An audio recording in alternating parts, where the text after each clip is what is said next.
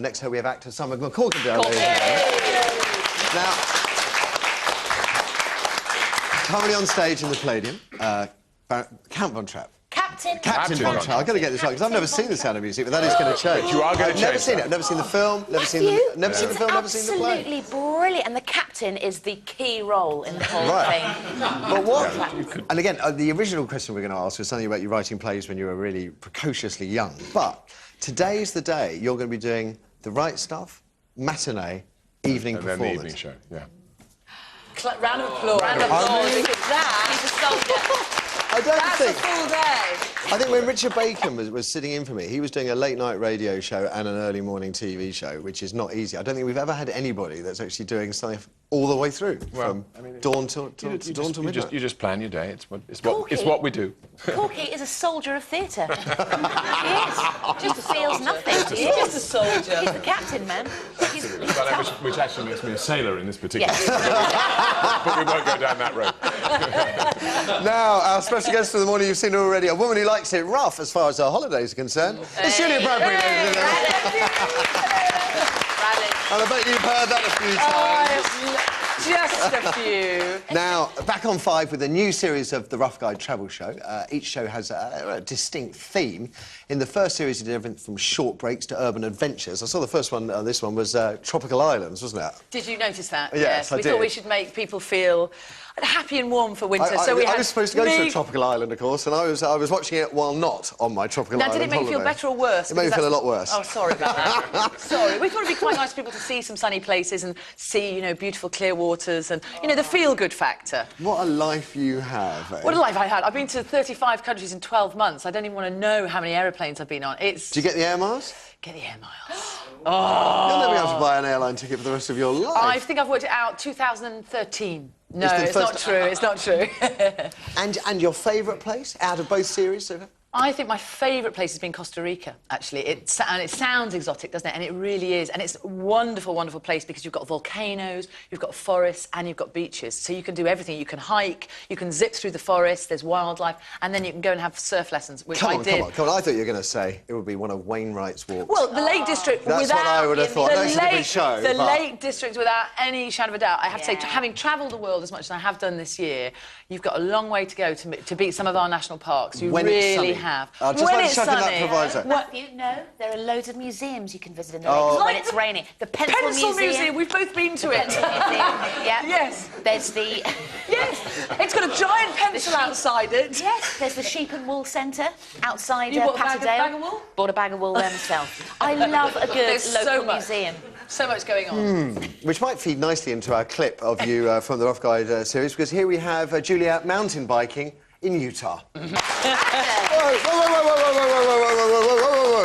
There appeared to be a curious edit in that cycling thing. I saw you cycling to the bottom of the steep bit, and then there was a cut to you on the top of the steep bit. I think you must have done that. Yeah, you must have cut that. It must have been short of time. Did you pedal all the way up? I did pedal all the way up, but he was like flying up the mountain. Did you pedal? I pedalled all the way up, but I had to stop all the time and stop, for, you know, for breathers. I just couldn't make it up those big hills. It was 100 degrees as well. Excuses. I know, it's a poor excuse, but it's a fantastic fun. I thought you did damn well on the Wainwright's walks, just actually being able to talk while you were doing some of the hills. It's not easy. And not talk sometimes as well, because that's what Wainwright's walks is about letting the views speak for themselves and letting them breathe. Now, that's a breather at the Pencil Museum. Of course. You know, of course. A friend of mine wrote a book of all the weird museums you can go to in Britain. And there's there's the Lawnmower Museum, where you can see Joe Pasquale's hedge trimmer. Oh, that's... I mean, you know, that's what everybody wants. I might buy you that for Christmas. Good. Thanks, Bradders. Now, when you left school, yes. your mum is in fashion, isn't she? She was. She was. And I read that she still makes your clothes, is that She right? does. She's a designer by trade, and she does indeed still design a few of my frocks, because I do... Anything you got on today? God, that's terrible, isn't it? No, nothing I've got on today. Casual attire. Okay, no, she does. She makes lots of... She does make a lot of my special occasion clothes, and she does a lot of my clothes for Watchdog, and I do ask her every year for the BBC, and she does the head to toe. Philip Tracy makes my hats, Mum makes the clothes. years. And, yeah, I'm very, very lucky. Something about having clothes made spoils you forever. I mean, you can see when I'm not, you know, it's nice and cash today, so I've got my jeans and my T-shirt. Maybe for you. I mean, look at Corky. Corky. Corky's always, and Ascot, he would be impeccably turned out. And it's hard work, it's seriously hard work. So to have somebody who can do all of that and takes care of all the detail is a real blessing. Thanks, Mum. Nice one. Listen, great to have you here. It really is. To be here. Great to have you with us as well. Let me tell you about today's show. It's going to kick off with Julia taking us through the headlines. Thank you. Julia, what have you got? OK, we're going to start with the Times, and unfortunately it is a horrendous story. A touch of the Joseph Fritzl about it, the Austrian rapist. This is the horrible story of a 56-year-old businessman from Sheffield who held his daughters virtual prisoners for 25 years. He moved houses constantly around South Yorkshire and Lincolnshire to avoid detection.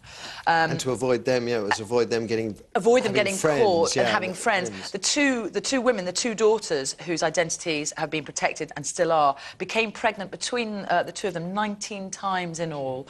2 of their 9 children died at birth. You can't imagine a worse scenario. The judge yesterday at the Sheffield Crown Court gave him 25 life sentences for rape, and of course politicians are now asking the questions, child protection experts, social workers again, how the abuse wasn't detected by the numerous social workers and teachers over the years.